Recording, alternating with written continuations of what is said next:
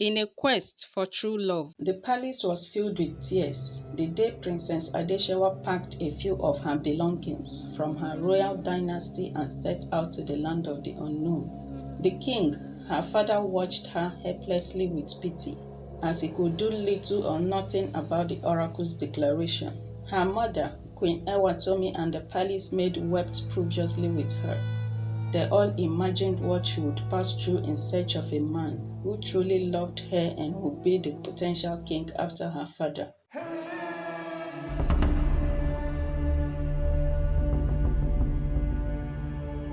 In the grand kingdom of Obadara, there lived a beautiful and wise princess named Adeshewa. Her father, King Adekomi, was a kind-hearted and wealthy ruler, loved by his subjects. Princess Adeshewa was the only child of the king. Known for her unwavering kindness and humility, she was loved and adored by everyone in their kingdom.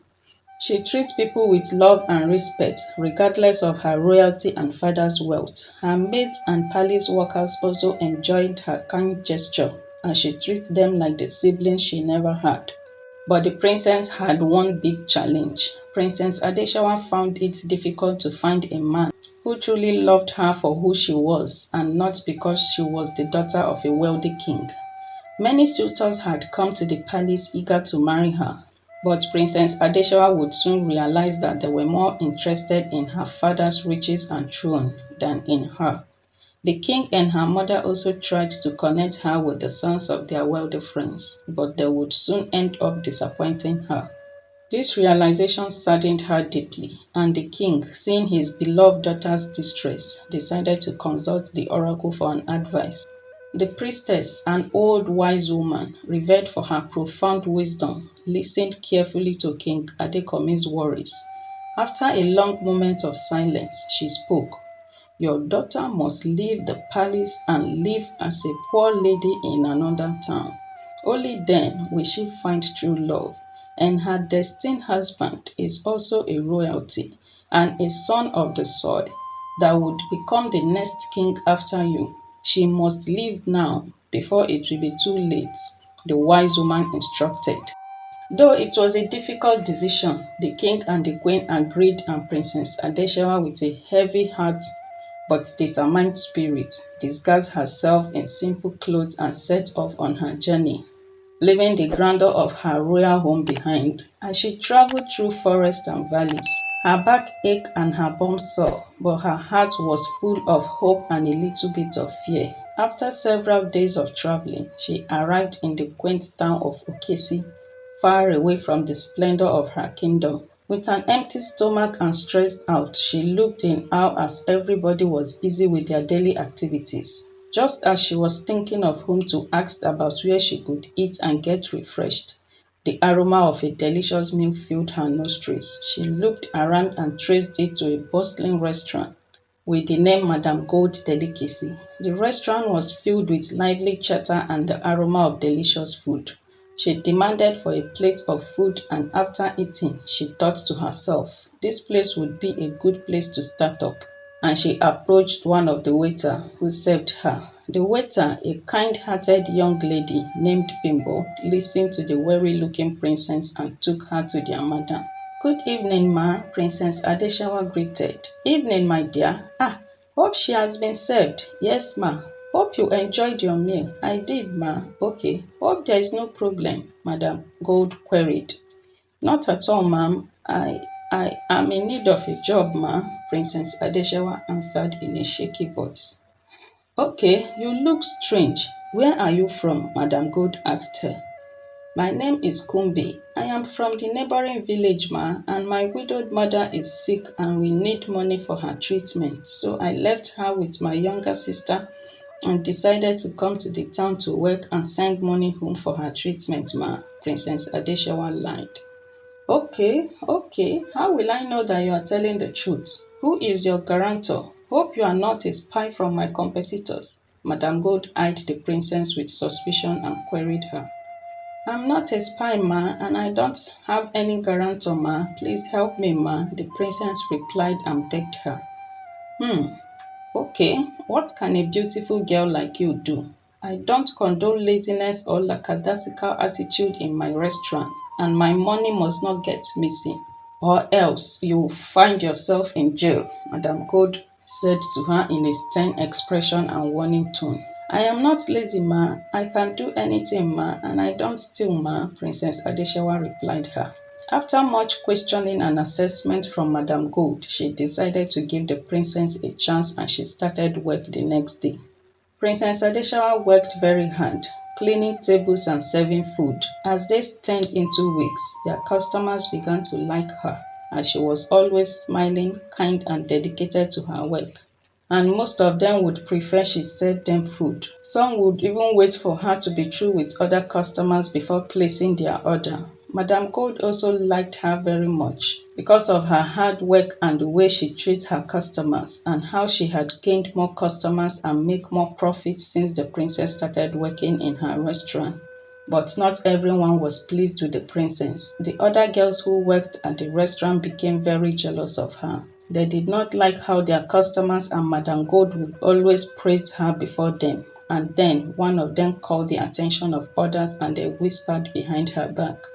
Have you girls seen what is happening in this restaurant? Kumbi here, Kumbi there, as if she's the only one in this big restaurant, she said to them.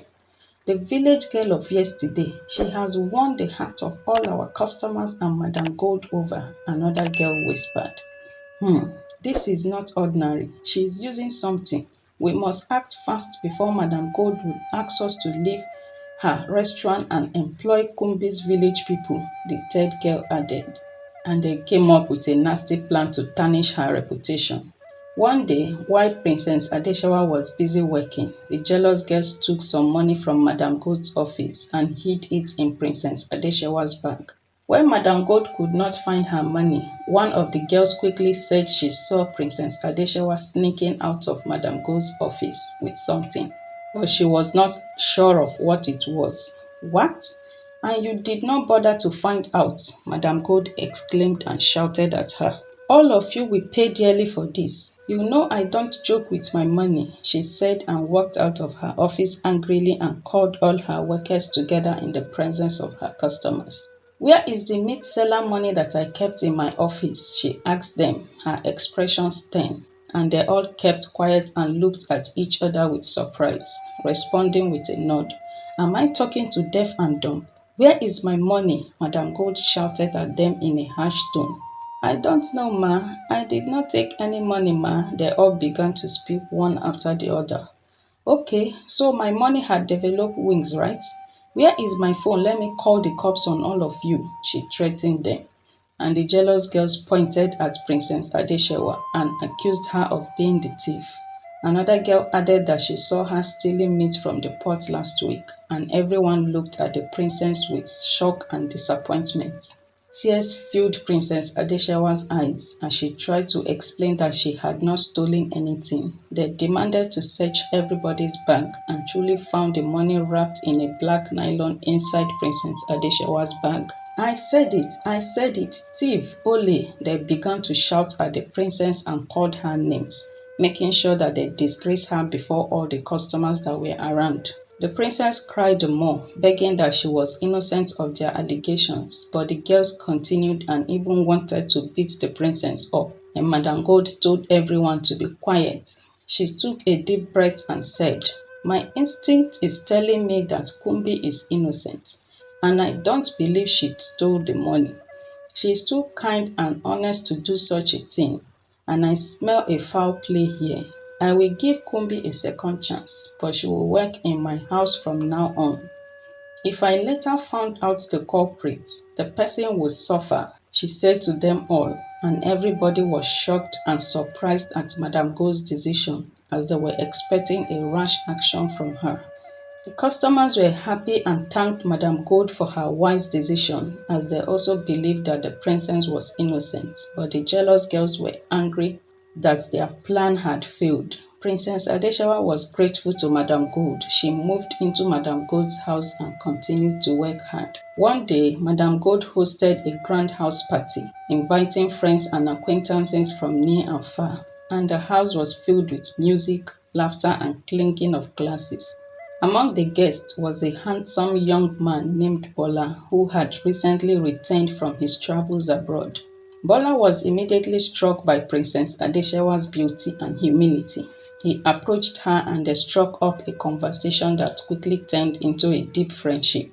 Unfortunately, Madame Gold's daughter, Olawumi, noticed Bola's interest in the princess and became fiercely jealous. She had always admired him and hoped to win his affection.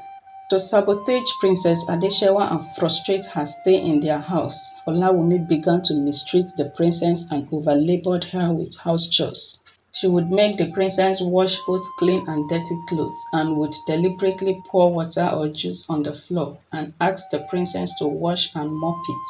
But the princess bore her cruelty with patience and never thought of complaining to Madame Gold, who is kind to her and was not aware of all that was happening in her house. As the stress was becoming too overwhelming for the princess, she thought of returning back to her kingdom, but thank goodness for her humble upbringing. Despite her royalty and being the only child of a wealthy king, her mother, Queen Ewatomi, had taught her the value of hard work and perseverance. She told the princess that she might be the child of a wealthy king today. Nobody knows tomorrow. And so, amidst the darkness that threatened to consume her, Princess Adeshewa discovered a glimmer of hope, a flicker of courage that burned bright within her heart, refusing to be extinguished by the storm raging around her. Drawing strength from her mother's teaching and resilience, choosing to focus on her mission according to the oracle's declaration. As this turned into weeks and months, Bola did not give up on the princess. He would wait patiently on the street close to Madame Gould's house to see when the princess would be sent on an errand so he could walk her to and fro and use the opportunity to have a heart-to-heart conversation with her. One day, as the princess was returning from the market, she stumbled on Bola and he drove her with his cart down to Madame Gould's house. He helped the princess with her things and they bid farewell with a deep smile and he left. Olawumi was right at the window of her room, seeing all that was happening, and she ran to her mother's room, her heart pounding with anger and jealousy. Mother, mother, have you seen what is happening right under your roof? What is it? Her mother responded with anticipation. Kumbi, or whatever she's called, have the guts to bring a man into this house, her voice echoing with anger. Where is the man and who is he? Her mother asked. It's Bola and he's gone, she responded. You mean Bola came to this house and did not thought it wise to say hello to me? She asked her. He did not enter, ma. He only dropped her at the gate, she responded. And where was she coming from? Her mother asked. From the market, she responded, and her mother eased in relief and said, I told you severally to let Bola and his choice of a woman be, but you would not listen. But mother, he's supposed to be mine, Olawumi said. Her anger doubled. Says who? Her mother responded sternly. On whose side are you, mother? Olawumi demanded. On the side of peace. Let Bola and Kumbi be and let peace reign. I don't want to repeat myself on this matter again. Get me a glass of water. Her mother dismissed her with a message. Madame Gold in her kind nature had grown fond of the princess and loved her like her own daughter. Hello friends, if you think Madame Gold has done noble, drop a heart in the comment section. Please do well to like, share and subscribe. Thank you so much. Olawumi left angrily to her room, her eyes filled with tears and frustration. As she sat on her bed, she began to wonder why her mother would prefer to be on the side of a mere house help than her own daughter. And she began to think of what to do next that would make the princess leave their house and Bola would come to her. She pondered throughout the night and finally came up with something.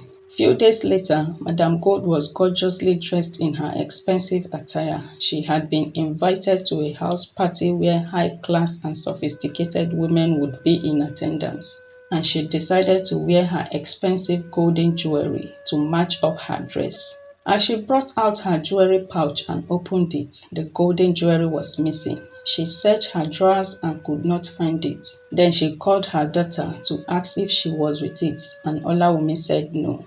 She called upon the princess to ask about her golden jewelry, and the princess said she did not see any jewelry, and Olawumi said she is lying, that they should search her bag, as she was the one that cleaned her mother's room yesterday. As they searched the princess' bag, Madame Go's breath caught in her throat. Her eyes blinked in disbelief, scarcely daring to comprehend what she was seeing. Her golden jewelry was right inside the princess' bag. She thought of what to do, but knew that something was wrong somewhere and could not place it. She was finding it hard to believe that the princess stole the jewelry, and also finding it hard to believe that her daughter could go that far to do such a thing to the princess. She looked at her daughter and saw guilty conscience wash over her. The princess, heartbroken and humiliated with tears gushing out of her eyes, pleaded that she was innocent and knew that it was time for her to return back to her kingdom. Madame God looked at the princess with the eyes of pity and compassion. She took a deep breath and asked the princess to go on 1 month holiday, that she needed time alone with her daughter. The princess thanked her and left for her kingdom. As she arrived at the palace, her parents welcomed her back home and she was quickly given a royal treatment. After getting refreshed, she narrated all that she passed through in the strange land, but found favor before Madame Gold and met a man called Bola, but was unable to see him before she left, as he traveled abroad for a business meeting. The king and the queen celebrated and praised the princess for her strength and resilience. They encouraged her and assured her that such an ordeal would not repeat itself again.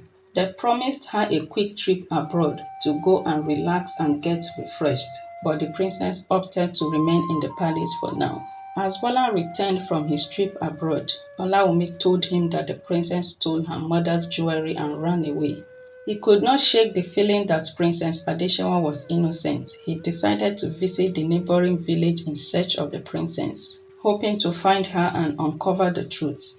He searched for days, asking everyone he met on the road, describing the princess, but no one seemed to know her. He returned to Okesi to focus on his mission in his hometown, hoping that if fate would have it, his path and the princess would cross again.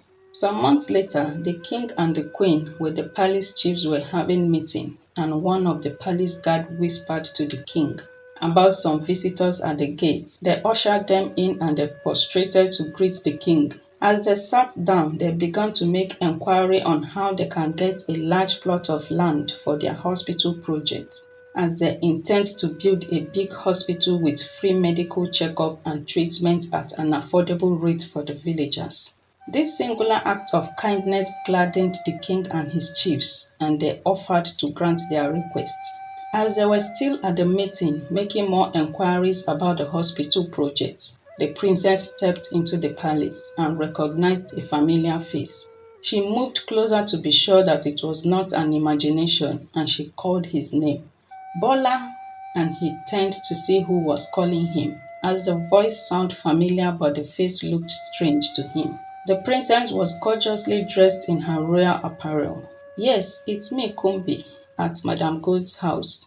But my name is Princess Adeshewa, the only child of King Adekomi of this humble kingdom. She proudly introduced herself. Bola became shocked, scarcely daring to believe that his heartthrob was actually a princess. He only liked her because she was kind, gentle, and hardworking. Princess Adeshewa also liked him because he treated her with respect and cared for her without knowing about her royal background. Everybody in the palace became astonished with what was happening. And then one of the female chiefs called Iyalode looked at Bola very well and recognized him. Wait, is this not Adebola, the son of Ronke and Prince Ademola, the only son of late King Alao? She said, and Bola affirmed and introduced himself properly according to Iyalode's description. Bola was from a royal home. His father had long moved his families abroad, and they were living a simple life despite their royalty. People around them could hardly know that they were from a royal background. Princess Adeshewa was surprised and overjoyed to see him again. She explained her side of the story about the jewelry to Bola, and he was convinced of her honesty and purity. He professed his love for her, and she agreed. The king, recognizing his genuine love for the princess and remembering the priestess' declaration, accepted him at once, and they began to make plans for a grand wedding ceremony. They invited friends and family members from near and far, and Madame Gold and her daughter came for the wedding. As they met the princess, Olaomi quickly knelt down to apologize to the princess, her heart heavy with remorse and regret for all that she did to the princess when she was with them. The princess told her that she had already forgiven her. Madame Gold also begged her and told the princess how she later found out what the jealous girls did from Bimbo, and she had sent them away and employed new girls. Princess Adeshawa accepted all their apologies and welcomed them warmly. And so Princess Adeshawa and Bola were married in a grand wedding ceremony, attended by the entire kingdom, and they lived happily ever after. They proved that true love is found not in wealth or titles, but in kindness, honesty, and a genuine heart. As the king grew older and died, Princess Adeshawa and Bola both ruled Obadara kingdom with wisdom and compassion, ensuring that the kingdom flourished under their care. This story has so many moral lessons, but I'll stick to these ones. We should love and care for everyone around us, and we should not let jealousy or anger to overrule our hearts. I hope you enjoyed the story. Please do well to like, comment, share, and subscribe. Also turn on the notification bell so you could be notified when we drop another video. Thank you for watching. See you in the next one.